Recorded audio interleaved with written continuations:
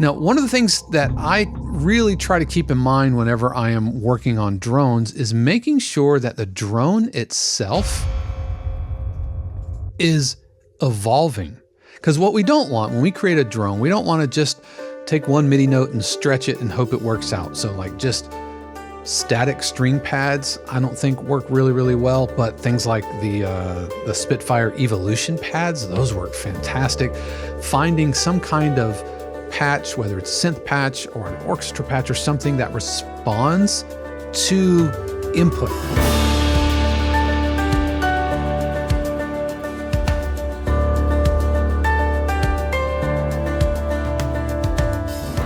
What is happening, everybody? This is Dave Croft, and welcome back to another episode of the 52 Cues podcast, your weekly insight into the world of production, library, and sync music. It's literally all we talk about here on the channel. So whether you are just curious about the industry or have thousands of placements or somewhere in between, I promise you are in the right place. As always, a huge word of thanks to the family, friends, and neighbor subscribers of 52 Cues who really do keep all of this happening. If you want to learn more about how you can support 52 Cues while also scoring a ton of extra subscriber perks like live streams, workshops, Zoom sessions, and a ton of archives, and being able to pitch to real music libraries, and I'm gonna talk a little bit more about that here in just a second. And be sure to stick around because I'm going to be telling you how you can join the community here at the end of today's episode. Speaking of today's episode, we are going to revisit a cue anatomy. I'm going to unpack a different type of cue. You know, we did this previously, and we are going to be talking about ominous tension cues. I've done a video on ominous tension cues, and you can check that out. I'll put a link up there, and if you can take a good chuckle at my beard game back then and the lighting and the camera and everything. A lot of incremental changes since then, but I wanted to revisit it because I think there's more to say about how ominous tension cues are put together, the goal of ominous tension cues, and some of the aspects, the harmonic language, some of the rhythmic language, and you might also notice a different DAW, so you definitely want to stick around for that. As far as my week, how has it been? From the composing side of things, just putting a final bow on the Latin pop album that I've been working on for several weeks with fellow 52 Cues member Jeff LaPlante. I've talked to the publisher when we got an extension, and so all is well. And so just reinforcing that it's always better to talk on the front end, right? It's not better to ask for forgiveness than it is permission. Talk on the front end. I let the publisher know kind of everything that was going on with like health stuff and family stuff. And you know what? They're people, they're human. And so got an extension, but I am definitely ready to put that to bed. But this week has really been, I got to tell you, man, folks in the 52 Cues community are just racking up win after win after win, and I hear about it.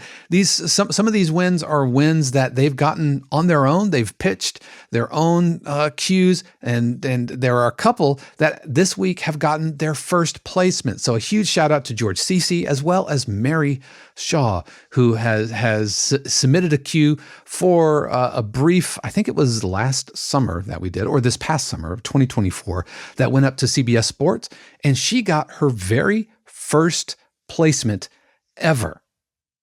And it wasn't because like I'm awesome, and it wasn't because, you know, she did what I said. It's because she came in, she joined the community, she got feedback on her cues, she worked through the revision process, sent it up the pipeline, and got her very first air. And so just a huge congratulations to everybody in the community who is getting placements, whether they're placements through the briefing room or placements that they've pitched themselves.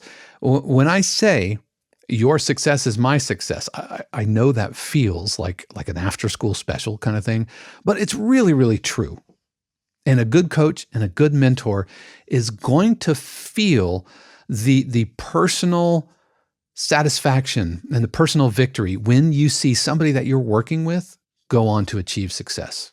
And so I get as excited hearing about my students' placements as I do my own placements, you know, and maybe a little bit more, you know, because with some of our students, you know, I've seeing them kind of get ground down into the system and pitching cues and sending things off and things getting returned or things getting kind of sent along and then hearing nothing, and then hearing those students go from like 0 placements last year to I think we're pushing like 100 placements this year. And I could not be more excited for them. So for everybody in the community getting placements, congratulations. I have been riding high all week on some of these first placements that I'm hearing, and heard about George's and heard about Mary's. If you are a member of the community and you've got some placements, please let us know. We have a wins thread over in the Composer Cafe at 52Qs. Please let us know. We want to celebrate your wins with you. We'd love to shout about them from the rooftops, and who knows, might even get mentioned in our weekly newsletter. By the way, if you want to sign up for that weekly newsletter, I didn't mean to talk about this, but if you want to sign up for that weekly newsletter, head over to 52qs.com and a little thing will prompt you, or you can go to the bottom and sign up for our email newsletter to keep on top of everything going on in the community, the calendar, the weekly calendar, when the podcast goes out, and all of that. So for today's topic, I want to once again pull the curtain back on a specific type of cue, and today we are talking about ominous tension cues. Now I see tension on a spectrum, kind of like last week I talked about originality. I see tension on a spectrum. And so down here, like you have like dramedy, it's not really tense. Nobody's really in danger. It's just, characters comically attempting to solve a problem or something like that. And then you have light tension, which is a giant category that includes like tasking cues and intrigue cues and investigation cues and crime documentary cues and all of the puzzle solving cues, everything in between. So it's a really, really big category that falls under the light tension area of the spectrum. Going up a little bit further, increasing the tension, then we get into like action cues, and these are going to be like fast with percussion and loud dynamics and fast harmonic shifts. But if we increase the tension a little bit more, we actually get into ominous tension. If we crank up the tension more than that, then we get into horror cues. With tension, how do you increase tension as you go up the spectrum? Well, I think there are a couple of levers that we as composers can pull. And the first is starting to slow down certain musical elements in the cue itself. So take dramedy, for example. Dramedy is really, really interesting. And speaking of, I have a workshop for you family and friends subscribers coming up on Monday. That is this Monday, right? Let me looking at the calendar here. Yes, Monday, November 25th at 4 p.m. Eastern, I am giving a workshop on how to write dramedy cues. So if you're interested, then for our family and friends folks, you can check that out. And even if you're not able to attend live, we will be having an archive posted up for that. But dramedy kind of stands in between the tension spectrum and the comedy spectrum, as it should, because it's a mashup of the word drama and comedy. But phrase-wise, basically we have 4-bar phrases or complete phrases, and within the phrase, the melody repeats or the harmonic progression repeats, but it's very much kind of layers and phrasing that is very, very comfortable. And it's in that comfort that tension kind of gets tamped down a little bit, if that makes sense, because it's familiar, even if it's minor, it's in a minor key, or even if with some dissonance. The fact that it's repetitive makes it sound familiar, which eases off the tension. So when we move up the tension spectrum, harmonically speaking, we can start slowing down our harmonic rhythm, how fast the chords are changing. So a dramedy cue might have a 4 or 8 bar progression, but in a light tension cue, you might hold on to one chord for several phrases. You might hold on for one chord for 16 or 32 bars. And it's the changing of the chord that can be added to increase the tension. But the melody is typically still in phrase chunks. Then, if we go to ominous tension, we're going to slow things down even more. And so if we take the harmonic rhythm from once every several phrases to no chord changes at all, now it feels tense. Now it's unsettled. Throw on some creepy pads, be in a minor key, sprinkle in some dissonances. It's very kind of ambient and moody with some percussion that's kind of dark and knocky and with some delays. And the harmony is just sitting. It's just parked on one tonal center. It might not even be a fully realized chord, with a root third and a fifth. It might just be hanging on a tonal center.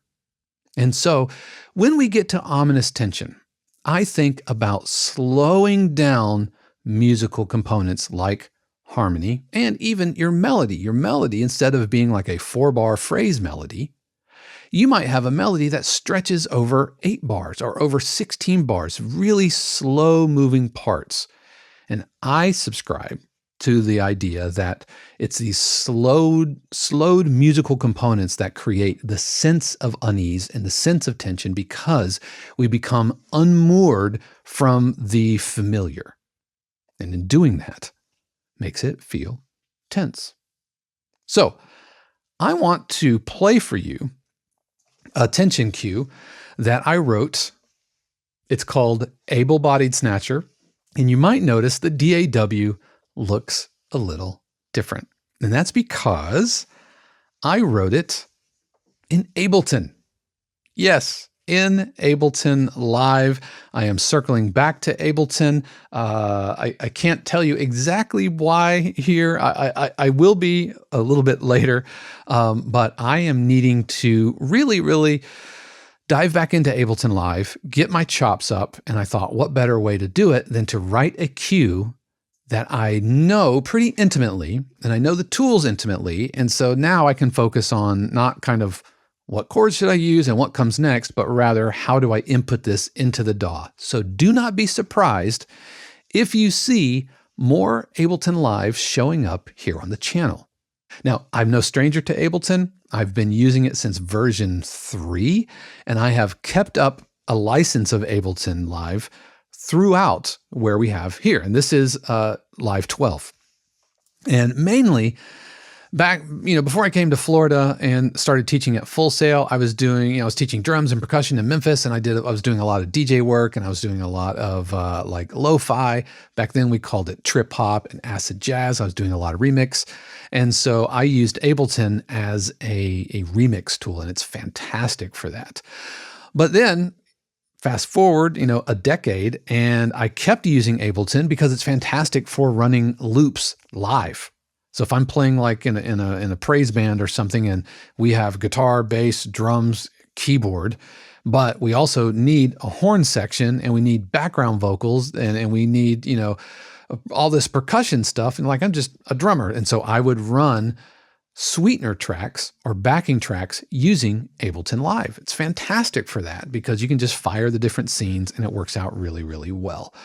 And this isn't an Ableton course. This isn't an Ableton video, but I'm really excited to kind of come back to it because I've been living in Logic for 12 and a half, going on 13 years because I went all into Logic Pro when I came to Full Sail.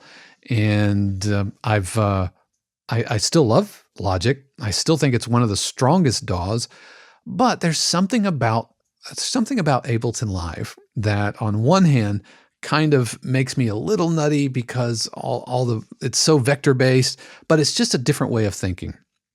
And so that's what's up with Ableton. I promise you will be seeing it more and more here on the channel. All right, so this is called Able-bodied Snatcher. It's called Able because of Ableton, and there's a little inside joke that an audience of one, me, will get. So let's take a listen to it, and then we'll talk about it.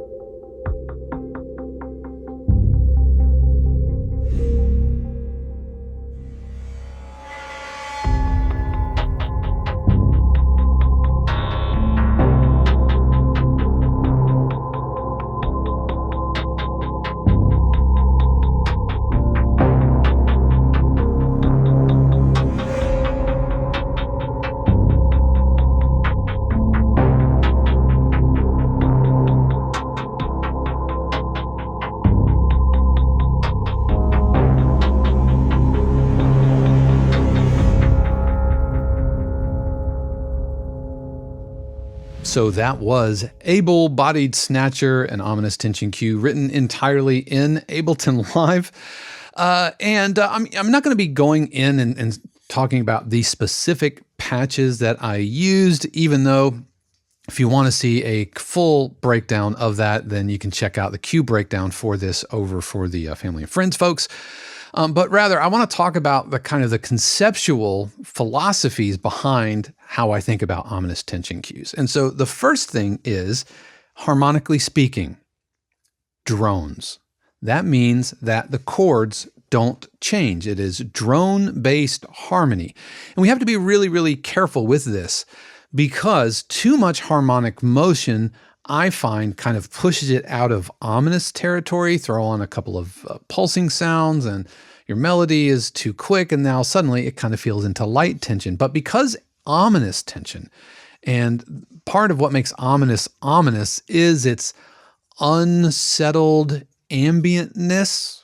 You know, if somebody is like creeping along, you know, wondering if somebody is, you know, in the dark, you want stillness. And so we can have harmonic stillness by making sure that we are having a drone-based harmony. And so the first instrument that is playing this drone is this pad.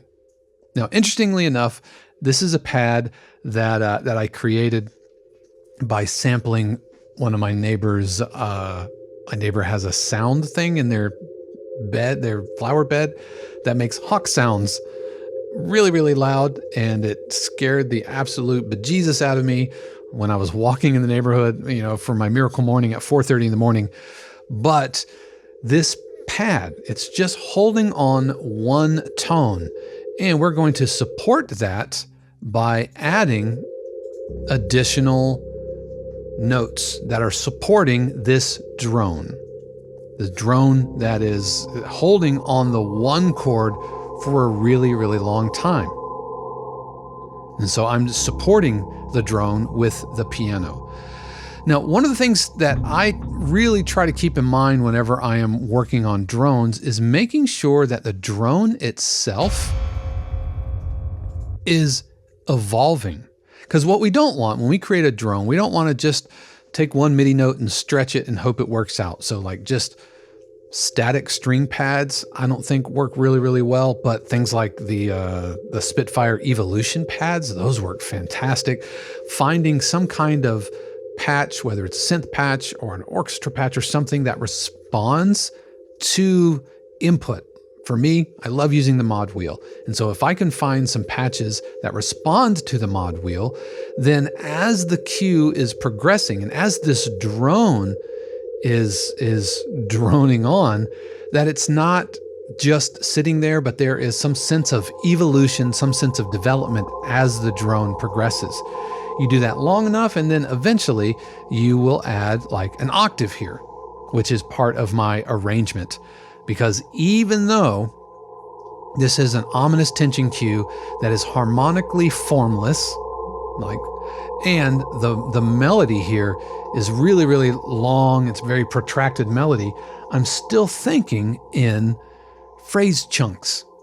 And so every 4 bars, because our tempo is 65, every 4 bars, there needs to be some sense of energetic build. And you're going to build that up until roughly around the halfway point.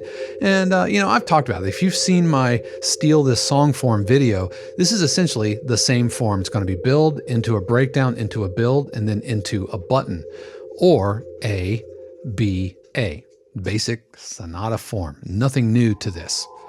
All right, so what instruments are supporting the drone, meaning the chords are just hanging in one spot? Well, it's this pad, this low piano, and I've got some other pulses just hanging on the tonics. Hanging on the tonics.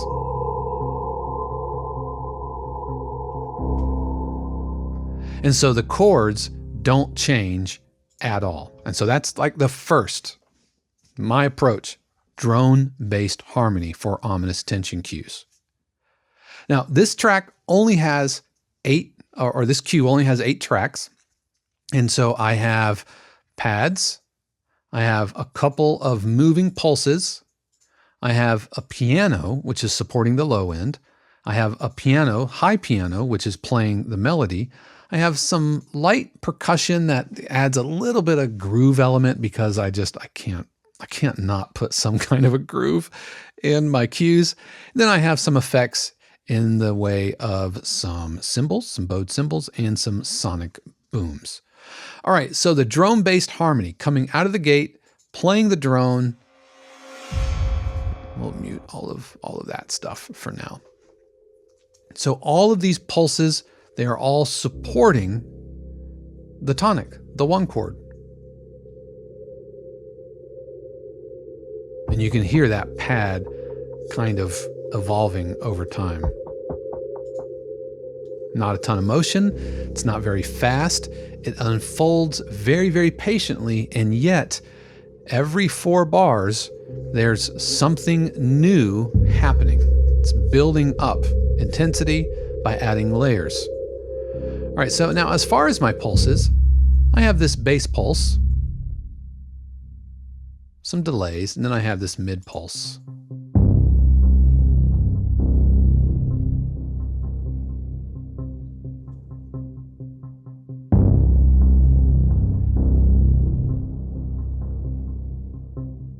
Add it with the pads and the piano. Add a little bit of variation with this bass pulse. Hits the octave up and into the breakdown. Now, as far as the rhythmic elements go, just some ticky, there's some delays on it. And as it moves forward,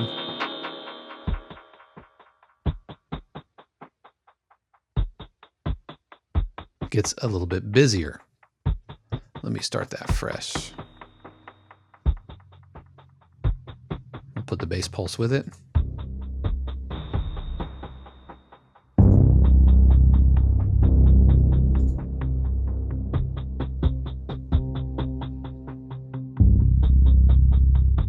So, and the percussion isn't really aggressive. It's there just to provide a little bit of energy moving forward. Okay. Now, if we're going to have a slow-moving harmony where it's not changing at all, the drone-based harmony, when I write ominous tension cues, melodically speaking, I think much the same thing. I am slowing down elements. And there is the melody.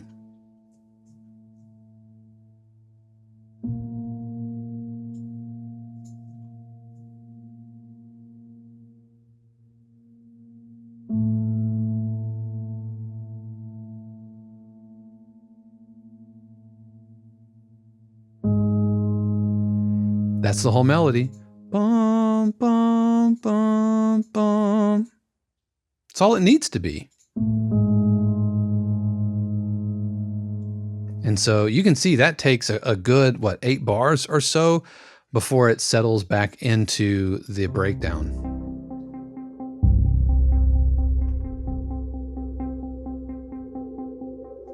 All right, so going back to the top.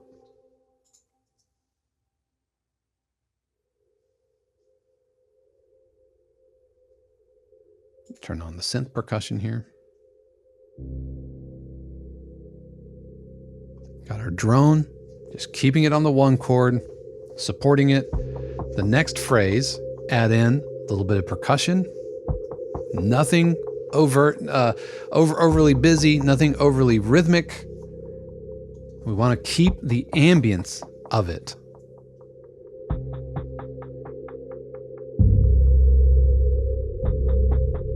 Now, if I turn on the click, you can feel the tempo. I do a lot of things where the notes actually don't hit on the downbeat.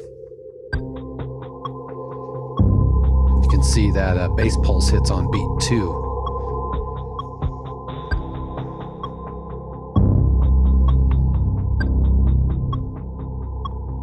Melody moving very, very slowly, very deliberately.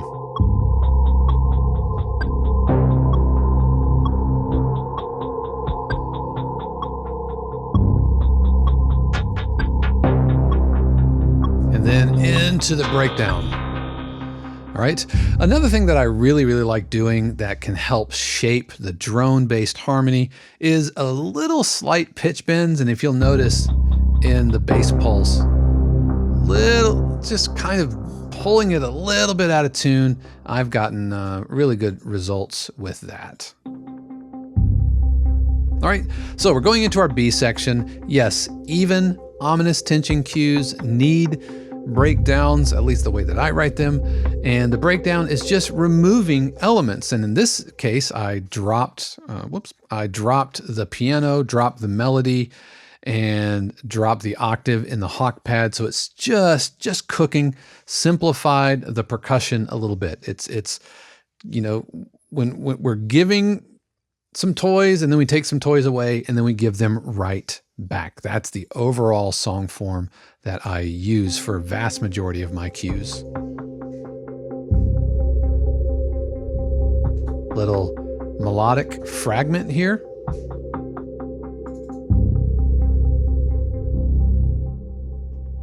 And now, little edit point. Everything kind of come back in strong. Here, with the piano, I was doing alternating octaves. Now they're playing together. Oops. That delay is getting crazy. Added more interest in the melody by throwing octaves.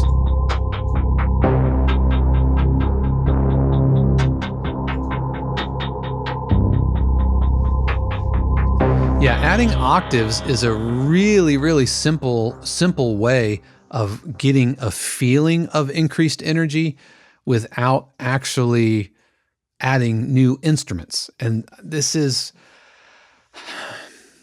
I get comments on it actually quite a lot when folks see my cues. They're like, oh, it's so few layers. I mean, this is only 8 tracks, and we haven't even talked about the cymbal effects or the sonic booms. So essentially, we have 6 tracks doing all of this lifting. And how do you create a sense of things progressing and things developing? And I do that with octaves. Adding octaves, adding fifths, adding different rhythmic density. Like here we add a little bit more rhythmic density, doing things like, instead of in the piano, the low piano here, alternating octaves every 2 bars or every 4 bars, now the octaves are all hitting together. And so it creates a sense of forward momentum in the cue where things keep happening without having to just like, yep, here's another sound, here's another sound, here's another sound. I think that gets played out. I think it makes it boring. And not to mention, it's a real pain in the butt to mix when you add all of these layers. But if you can keep your layers simple and do as much as you can with as little as possible, not only will it be easier to produce, you'll be easier to mix. It's going to sit into a scene better because it's not just real thick, dense arrangement. But you can write faster because there's simply less involved in producing the cue.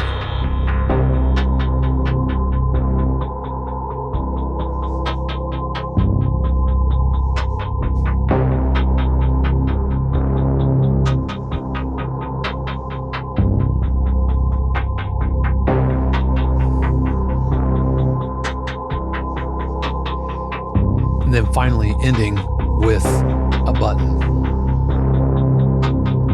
Now, as far as my effects go, I have a cymbal effect, which is my bowed cymbal. It's that is the Wuhan, China. If you like that cymbal sound, you can go to productionmusictools.com and you can actually download samples. You can buy a sample pack. I have recorded and sampled this cymbal, and you can check that out. That was a shameless plug, wasn't it? But yeah, this was recorded just bowed cymbal. Take the cymbal, bow it, and there you go. And then I also sprinkled in some sonic booms, which were one-shots taken from Splice. We'll isolate the sonic boom, starting right out of the top. Just a low rumble there with the bowed cymbal together.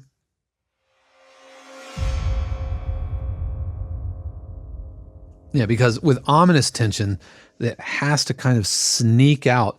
But I do like putting some kind of a sweep, some kind of a riser or an on-ramp energy, and putting a really low sonic boom at the top gives the editors a very, very clear place to start. But because it's so ambient, they could, if they wanted to, they could kind of chop off the first couple of bars and come in, halfway through the first phrase, and then fade it in and get similar type of a sound instead of the boom itself. But a really soft sonic boom, just kind of blooming, that I think that works really, really well for these types of cues. It's not every single cue that does that, but I find that it works really well. And then putting a boom at the top of each phrase here, and I've talked about how I use transition, so you can check out that podcast episode. But if there was a main takeaway for ominous tension cues, it would be that less is more, and try to do more with layering than you do with and by layering density, so adding octaves, than you would just kind of keep adding sound after sound after sound. Harmonically speaking, drone-based harmonies, you're going to camp out on one chord because chord changes feel familiar, and that could undo some of the sense of unease. Have pad layers, have slow-moving melody layers like half notes and whole notes. Some of these, the melody note was 8 beats long. So it was 2 measures before the melody actually changed. Having some light percussion, some kind of almost heartbeat-like, the ticks, even if you have some ticks like I have here, they're not super transient, and they're sure as heck not the main attraction. And then have some other lightly moving things. It's almost the equivalent of impressionistic paintings, right? It's not like hard strokes with hard edges. Instead, it's the whisper of a melody, right? It's a sense of, by the way, there's a pitch bend. It's getting a sense of harmonic development, even though the chords don't change. But layering things on, having the pad and the drone kind of evolve over time, whether it's filter sweeping or modulations or whatever, creates the sense of development without actually having to develop anything, without harmonic structure. Obviously, tempo-wise, usually pretty slow. If they get too fast, and then you have all this pulsing sounds, and you're going to push into another mood or another emotion. And slow, steady, ambient, creepy sounds, and that's going to be how you put together an ominous tension cue. So what about you? What are some of the ways that you write your ominous tension cues? Do you have any go-to ideas? Do you have any go-to sounds and patches? Now, a lot of omnisphere happening in this, including, I think, some serum patches. And for you family and friends subscribers, you can see a more in-depth breakdown of this cue in the cue breakdowns, which will be going out, I think, tomorrow. Yeah, tomorrow for tomorrow's cue breakdown. But we're going to take a really quick break, and you're going to hear from an alternate version of me tell you about how you can join us at 52 Cues. Every week I talk about how this episode and the podcast and the community, the channel, would not be possible without the amazing support of our family, friends, and neighbors, subscribers of 52 Cues, who do pay their actual real-life money to keep all of this going.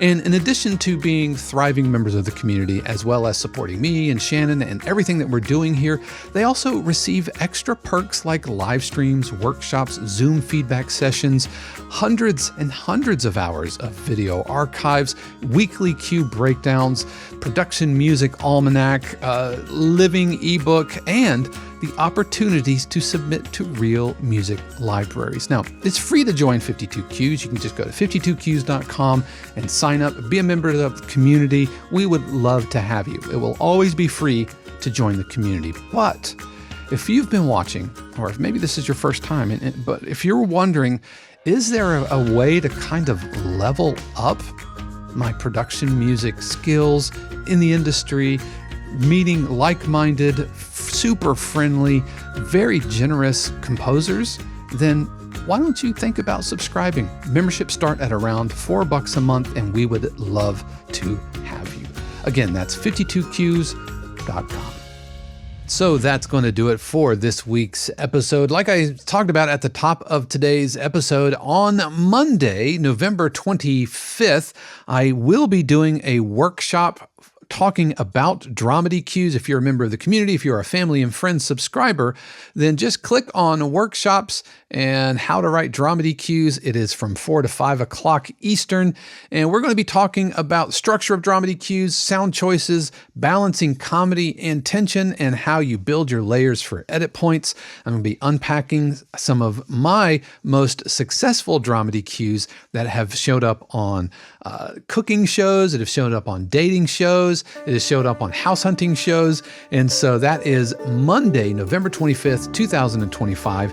And if you're watching this from the future and that's way in the past, then that archive is already available and you can check that out. Once again, that is for our family and friend subscribers. So I hope you've had a really stellar week. Next week, on next week's podcast episode, it is a very, very special episode because next week is the 200th episode of the 52Qs podcast. And so we're going to talk about what have I learned?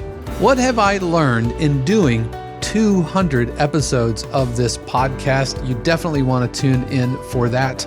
And if you want to make sure you don't miss it, then be sure to subscribe. If you're watching here on YouTube, click the subscribe and the notification bell and thumbs up, all of that content creator stuff. Believe it or not, it really does help folks find us. And if you're listening to this on the audio, hello, audio people, you can also leave a review for us. If you're on the Apple Podcast app, a 5-star review goes a long way. So if you received value from this podcast, whether you're a subscriber of 52Qs or not, if you found value and want to help pay that forward, then I would appreciate you hooking us up that way. But that's going to do it. Thank you so much for joining me. I hope you've had a stellar week, and I know that next week is going to be amazing. How do I know that, friends? Because I trust and believe that the universe has amazing plans just for you. Until next time, peace. The 52Qs podcast is copyright 2024 818 Studios, all rights reserved. The music played on the podcast is copyright of their respective owners and is used with permission and for educational purposes only. For more information, including joining the community or becoming a member subscriber of 52Qs, head over to 52qs.com.